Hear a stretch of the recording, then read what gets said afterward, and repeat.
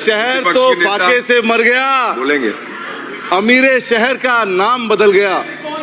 नाम बदलो सरकार है ये, मैं अभी बताऊंगा कि नाम बदलो सरकार कैसे है। यूं नाम बदलने से गुर्बत नहीं जाती, जागा गरीब तो अमीरे शहर बदल गया। अगर गरीब जाग जाएगा तो अमीरे शहर बदल जाएगा, राजस्थान की हुकूमत बदलेगी, आप ध्यान रखना। मेरे से ज्यादा बोले आप।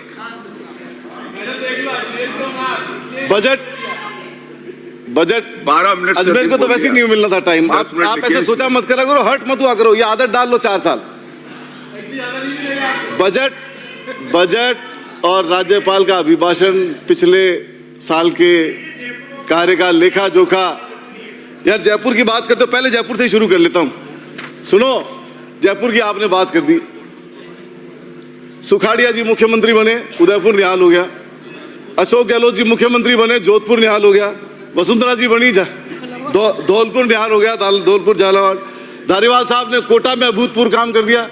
हमारे पास तो एक के साथ 2-2 फ्री हैं, एक मुख्यमंत्री है, 2-2 उप मुख्यमंत्री है, फिर भी जयपुर निहाल नहीं हो रहा है। इसलिए जयपुर की बात मत करो आप। तो मैं इस बजट 5 साल बाद पता लगेगा, अभी 1.5 साल तो गुजर गया, 1.5 साल निल बटा निल। मैं आप सब साहब को कह रहा हूं, हम दिन में सपने देखते हैं, आप बोलोगे तो मैं बीच में बैठ जाऊंगा। बजट दिशाहीन, दिन में देखते हैं और पूरा करते हैं। बजट दिशाहीन, कपोल कल्पित और मायाजाल, शब्दों का मायाजाल, और हर राजस्थान के इंसान को कर्ज में डुबो देने वाला बजट आपने पेश किया। आप बात तो कर रहे हो, इस बजट के अंदर मेरे को ये समझ नहीं आता कि इसमें आपने पूरी किताब में, आप एनालिसिस करना, पूरी किताब में आपने मजदूर कितनी बार लिखा, आप पूरी किताब में कच्ची बस्ती की बात कब करी, आपने झोंपड़पट्टी की बात कब करी, स्ट्रीट वेंडर को कहां बसा रहे हो उसकी बात कब करी। महलों से नहीं होती है, महलों से बात नहीं बनती है। ई रिक्शा की बात कब करी, ऑटो रिक्शा की बात कब करी, खल्लासी, ड्राइवर, मजदूर, किसी की आप बात नहीं कर रहे हो। आप ग्रीन बजट और पता नहीं $350 बिलियन इकोनॉमी, वो भी डॉलर में बात कर रहे हो, उस पर भी बोलूंगा, अभी आपको बताऊंगा डॉलर बिलियन इकोनॉमी में क्या है।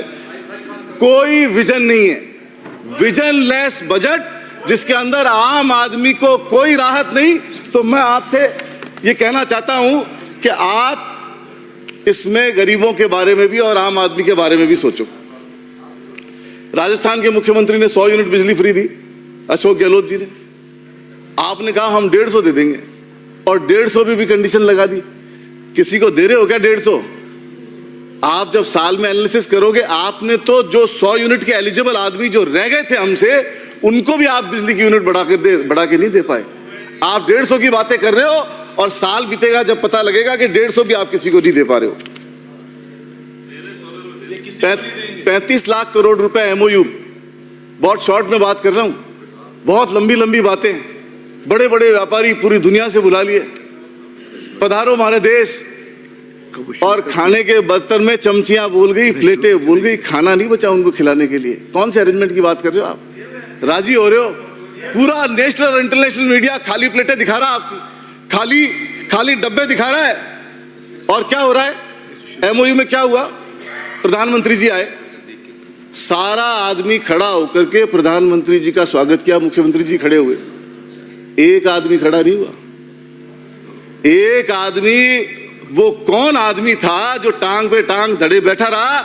मुख्यमंत्री खड़े होकर प्रधानमंत्री का स्वागत कर रहे हैं, और पूरी राजस्थान सरकार खड़े होकर स्वागत कर रही है।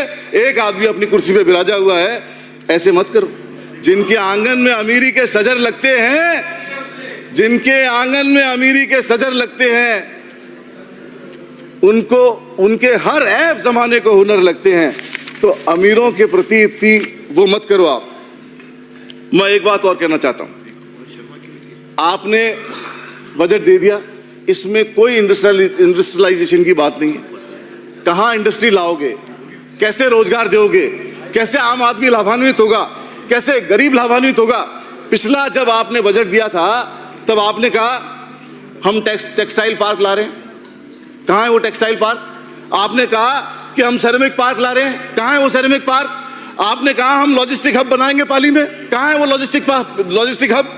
आपने कहा कि हम अजमेर में, अध्यक्ष महोदय आपके अजमेर में केमिकल केमिकल पार्क बनाएंगे। कहाँ है केमिकल मैन्युफैक्चरिंग पार्क? और हैंडीक्राफ्ट हब बनाएंगे जोधपुर को। नील बटा सन्नाटा है, न जोधपुर में हैंडीक्राफ्ट हब बनाया, न अजमेर में बनाया, न पाली में बनाया। और गारमेंट इंडस्ट्री के लिए, जयपुर के लिए, गारमेंट पार्क के लिए आप बात कर रहे थे। क्या किया जरा ये बताओ आप, क्या किया ये तो बता दो जरा मेरे को। इतने बिन्ने ध्यान तू इधर उधर की बात न कर, ये बता कि काफिला कैसे लुटा।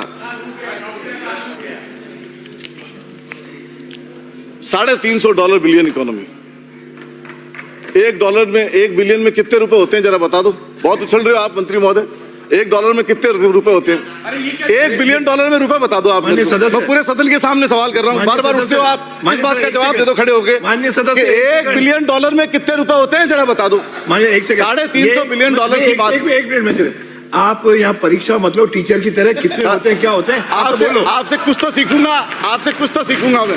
रफीक भाई, गुरुजी को तो आप ऐसी परीक्षा से बात कर रहे हैं। $350 मेरे से पूछना करके $350 बिलियन इकोनॉमी की बात कर रहे हैं। ये अगर बता देवे कि $1 बिलियन में कितने रुपए होते हैं तो अच्छा लगेगा। अच्छा एक मिनट सर, पूछना होगा तो आपसे पूछूंगा। सर अध्यक्ष महोदय पिछले बजट में भी $350 बिलियन बोला, लेकिन पिछले बजट में था $84 का और अब डॉलर हो गया $88 का। तो आपके हाथ से 5% 6% तो पहले ही सरक गया, पहले दिन ही आगे चला गया। तो कौन से $350 बिलियन की बात कर रहे हो? कुछ अचीवमेंट नहीं होगा। रोहित जी अभी बोल के गए 16% की चाल चलोगे। 16% आप भूल गए। अरे 16% की चाल जब चलेंगे जब डॉलर स्टेबल रहेगा। ये तो डॉलर भी तो भग रहा है। 2 कदम ये चलेंगे, 2 कदम जमीन सरक रही है, तो कहां से अचीव करेंगे ये? अच्छा मैं एक डायलॉग याद दिलाता हूं। विभिन्न मुद्राओं पे एक दिन क्लास रखेंगे। एक डायलॉग याद दिलाता हूं। नेपाल की करेंसी नहीं गिरती है, पाकिस्तान की करेंसी नहीं गिरती है, बांग्लादेश का रुपया कमजोर नहीं होता है। और क्या कारण है कि हिंदुस्तान का रुपया पतला होता जा रहा है? याद है, मैं लाया हूं इसमें लाया हूं। आप अध्यक्ष महोदय इजाजत दे तो मैं सुना दूं इसको। मोदी जी की आवाज है, आपको पसंद नहीं आएगी। मोदी जी की आवाज नहीं सुनना चाहोगे आप। ये कि क्या कारण है, आज मैं पूछना चाहता हूं कि क्या कारण है हिंदुस्तान का रुपया पतला होता जा रहा है।